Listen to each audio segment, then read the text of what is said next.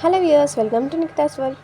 ఇవాళ మనం pasta preparation చూసేద్దాం. దానికోసం ఫస్ట్ కడాయిలో ఆయిల్ హీట్ చేసుకొని దాంట్లో ఒక లవంగం, దాల్చిన చెక్క, ఇలాచి, ఆవాలు, జీలకర్ర వేసుకొని పల్లీలు వేసుకోవాలి.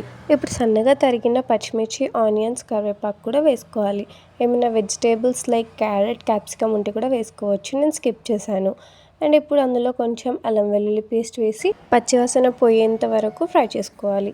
తర్వాత ఇప్పుడు దాంట్లో సన్నగా తరుక్కున్న టొమాటోస్ వేసుకోవాలి.